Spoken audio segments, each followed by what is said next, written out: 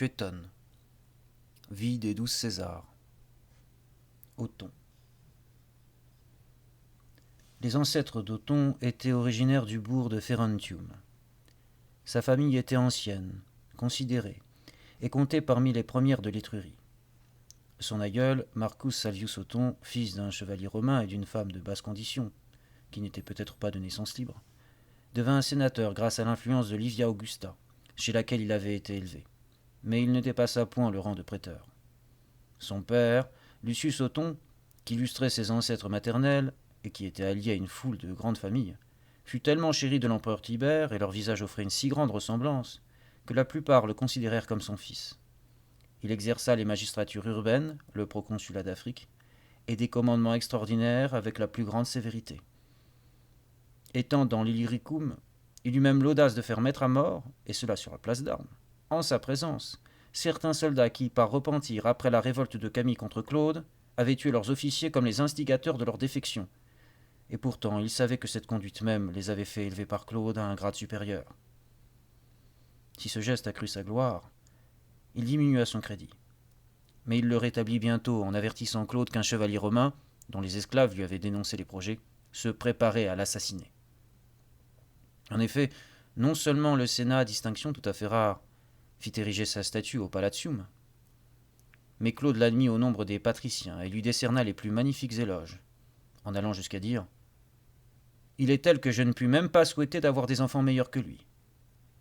De son mariage avec Albia Terentia, femme de condition brillante, il eut 2 fils, Lucius Titianus et, après lui, Marcus, surnommé comme son père.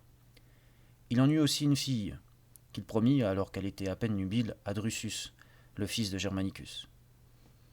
L'empereur Othon naquit le 4e jour avant les calendes de mai, sous le consulat de Camillus Arontius et de Domitius Aenobarbus. Dès sa prime jeunesse, il fut si prodigue et si turbulent que son père dut maintes fois le corriger à coups de fouet. On disait même qu'il avait coutume de courir pendant la nuit, d'arrêter les passants faibles au prix de vin et de les berner dans son manteau. Plus tard, après la mort de son père, pour conquérir plus sûrement certaines affranchies en faveur à la cour, il alla jusqu'à feindre de l'aimer, quoique ce fût une vieille femme presque décrépite. S'étant par son intermédiaire insinué dans les bonnes grâces de Néron, il obtint sans peine une place de choix parmi ses amis, grâce à la conformité de leurs mœurs, mais aussi, d'après certains auteurs, à cause de leur prostitution mutuelle.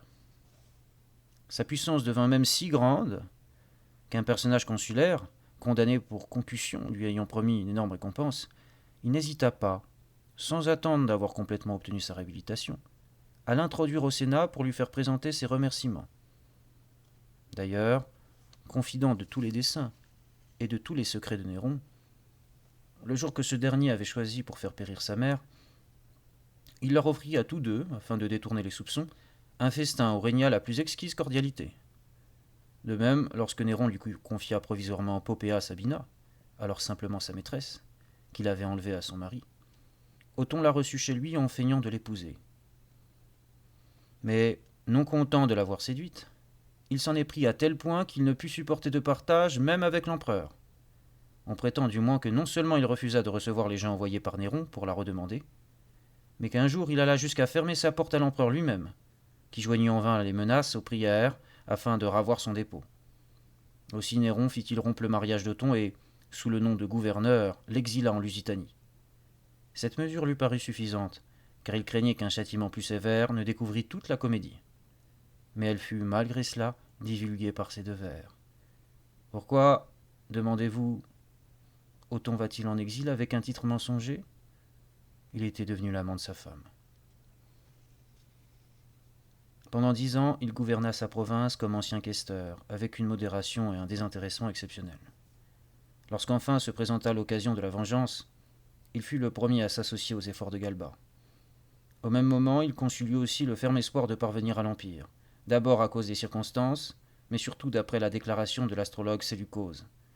Celui-ci, en effet, après lui avoir autrefois garanti qu'il survivrait à Néron, était alors spontanément et à l'improviste venu lui promettre par surcroît qu'il serait bientôt empereur. Aussi, prodiguant à tous services et prévenances de tout genre, chaque fois qu'il recevait l'empereur à dîner, il donnait une pièce d'or à chaque homme de la cohorte de garde.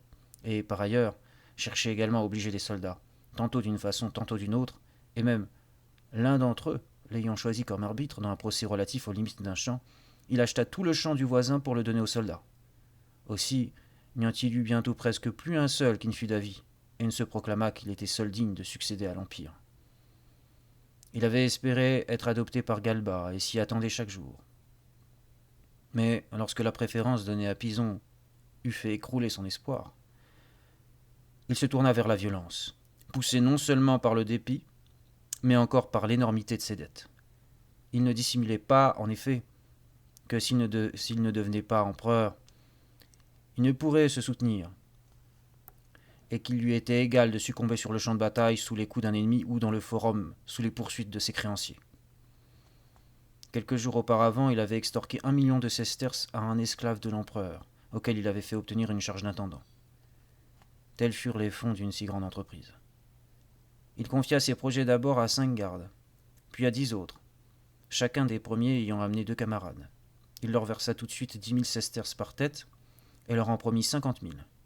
Ces conjurés en gagnèrent d'autres, mais non pas en très grand nombre, car ils étaient absolument sûrs que beaucoup plus se joindraient à eux au moment même de l'action. Othon avait eu l'idée de s'emparer du camp, aussitôt après l'adoption, et d'attaquer Galba pendant que celui-ci dînerait au Palatium. Mais il fut retenu par la crainte de rendre trop odieuse la cohorte qui montait la garde à ce moment, car c'était la même qui était de service lorsqu'on avait tué Gaius et abandonné Néron. De même, par scrupule religieux et sur la vie de Séleucose, il laissa passer quelque temps encore. Donc, au jour fixé, après avoir recommandé à ses complices de l'attendre dans le forum, au pied du temple de Saturne, près du millière d'or, il alla dès le matin saluer Galba, qui, selon son habitude, le reçut en l'embrassant. Il assista même au sacrifice, et il entendit les prédictions de la Ruspice. Ensuite, un affranchi lui annonça que les architectes étaient là, ce qui était le signal convenu. Il se retira sous prétexte d'aller voir une maison à vendre, et se précipita au rendez-vous, en sortant du Palatium par derrière. D'autres disent qu'il finit d'avoir la fièvre, et qu'il chargea ses voisins de donner cette excuse, si on le demandait. S'empressant alors de se cacher dans une litière de femmes, il se dirigea vers le camp. Puis, comme ses porteurs n'en pouvaient plus, il descendit, et se mit à courir. Mais sa chaussure se délassa, et il dut s'arrêter. Alors, ses compagnons, sans plus attendre,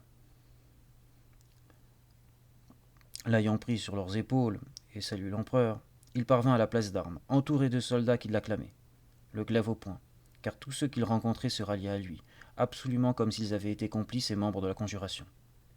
De là, il envoya des troupes tuer Galba et Pison, puis, afin de se concilier par des promesses les sympathies des soldats, pour toute harangue, il se contenta de les assurer qu'il garderait uniquement ce qu'ils lui laisseraient.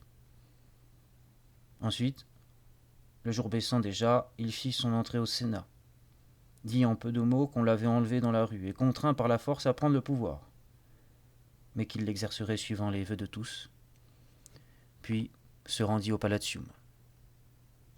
Outre les noms flatteurs qu'on lui prodiguait pour le féliciter et l'aduler, la lie du peuple l'appela Néron, sans qu'il fît le moindre geste pour protester. Bien au contraire, d'après quelques auteurs, dans ses brevets et dans ses premières lettres à certains gouverneurs de province, il ajouta ce surnom à sa signature. En tout cas, non seulement il laissa rétablir les statues et les images de Néron, mais il rendit à ses agents et à ses affranchis leurs anciennes charges. Et le premier usage qu'il fit de son pouvoir fut d'ouvrir un crédit de 50 millions de sesterces pour l'achèvement de la Maison Dorée. On dit que, la nuit suivante, pris de terreur pendant son sommeil, il poussa de profonds gémissements, que ses esclaves accourants le trouvèrent étendu sur le sol devant son lit, et qu'il s'efforça d'apaiser par toutes sortes de cérémonies propiatoires les mânes de Galba, par lequel il s'était vu précipité à terre et chassé. On ajoute que le lendemain, un orage ayant éclaté pendant qu'il prenait les augures, il tomba lourdement et murmura plusieurs fois « Quel besoin avais-je aussi de longues flûtes ?» Vers le même temps, les armées de Germanie avaient juré fidélité à Vitellius. À cette nouvelle, Othon demanda au Sénat de leur envoyer une délégation pour leur apprendre qu'on avait déjà élu un empereur, et pour les inviter au calme et à la concorde. Toutefois, par des intermédiaires et par lettres, il offrit à Vitellius de l'associer à l'Empire et de devenir son gendre. Mais la guerre n'était plus douteuse, et les chefs et les armées que Vitellius avait envoyés en avant approchaient déjà. Lorsque les prétoriens donnèrent à Othon une preuve de leur attachement et de leur fidélité, qui faillit causer le massacre de l'ordre sénatorial. Othon avait ordonné que des armes fussent renvoyées et transportées à Rome sur des navires par des matelots de la flotte. En les voyant passer dans le camp aux approches de la nuit, quelques soldats crurent à un complot et provoquèrent du trouble. Aussitôt, sans chef déterminé, tous coururent vers le Palatium, en réclamant le massacre du Sénat, bousculèrent les tribuns qui essayaient de les arrêter, en tuèrent même quelques-uns, puis, tels qu'ils étaient, tout ensanglantés, demandant où se trouvait l'empereur, firent irruption jusque dans la salle à manger, et ne se calmèrent qu'après l'avoir vu. Othon partit en campagne avec diligence, et même avec une hâte excessive, sans tenir nul compte même des considérations religieuses, au moment où les boucliers sacrés, sortis de leur temple, n'y avaient pas encore été remis, ce qui, depuis la plus haute antiquité, passe pour sinistre, et le jour où les prêtres de la mère des dieux commencent leurs lamentations et leurs plaintes. En outre, malgré les auspices les plus funestes. Non seulement, en effet, une victime offerte à Pluton présenta des signes favorables, alors que dans un tel sacrifice il vaut mieux en obtenir de contraires, mais encore, dès sa sortie de Rome, il fut retardé par les inondations du Tibre, et même trouva la route coupée vers la 20e millénaire par les décombres de maisons écroulées. Non moins témérairement, quoique personne ne doutât qu'il convenait de faire traîner la guerre, l'ennemi étant pressé par la faim et gêné par l'étroitesse du terrain, Othon résolut de livrer bataille au plus tôt, soit qu'il ne pût rester plus longtemps dans l'incertitude, et qu'il espéra pouvoir en finir plus facilement avant l'arrivée de Vitellius, soit qu'il fût impuissant à contenir l'ardeur des soldats impatients de se battre. Il ne prit part à aucune action et se tint à l'arrière, à Brixellum. Il remporta 3 succès, d'ailleurs médiocres, au pied des Alpes, aux environs de Plaisance, et vers le temple de Castor. C'est le nom que porte cette localité. Mais dans la dernière bataille, la plus importante, celle de Bédriac, il fut vaincu par ruse, car l'ennemi avait parlé de négociation, et les soldats d'Othon étaient sortis comme protégés par une trêve, lorsque, à l'improviste, au moment même des saluts, il leur fallut se battre. Dès ce moment, Othon se résolut à la mort, plutôt, comme beaucoup le pensent non sans raison, parce qu'il se faisait scrupule de s'obstiner à garder le pouvoir, et exposant à de si grands dangers l'Empire et les soldats, que par désespoir, ou par le moindre manque de confiance à l'égard de ses troupes. Car il lui restait, encore intacte, celle qu'il avait retenue auprès de lui dans l'espérance d'une victoire, et il lui en arrivait d'autres de Dalmatie, de Pannonie et de Messie. De plus, les vaincus eux-mêmes étaient si peu abattus qu'ils auraient volontiers, même tout seuls, affronté n'importe quel péril pour laver leur honte. Mon père, Suetonius Laetus, prit part à cette campagne comme tribun angusticlave de la 13e Légion. Plus tard, il aimait à raconter que, même avant d'être empereur, Othon exécra tellement les guerres civiles qu'un jour à table il frissonna d'horreur en entendant un convive rappeler la fin de Cassius et de Brutus.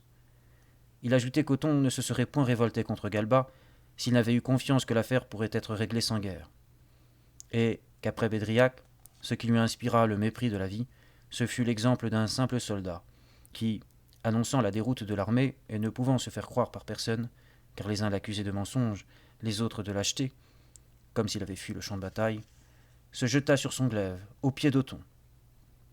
À cette vue, disait mon père, ce dernier s'écria que désormais il n'exposerait plus au danger des soldats si courageux auxquels il devait tant.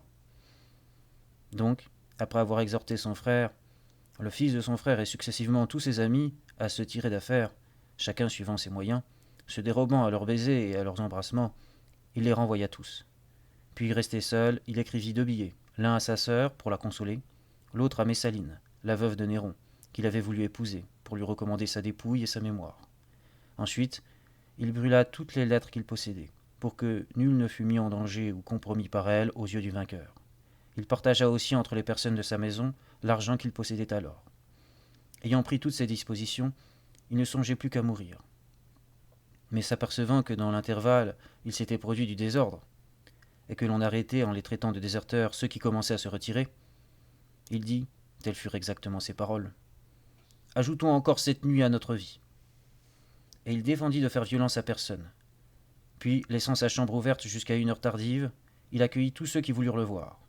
Ensuite, s'étant désaltéré en buvant de l'eau bien fraîche, il saisit 2 poignards dont il essaya la pointe, en mit un sous son oreiller, fit fermer les portes, et dormit d'un très profond sommeil. Il ne s'éveilla que vers le point du jour, et se perça d'un seul coup au-dessous du sein gauche.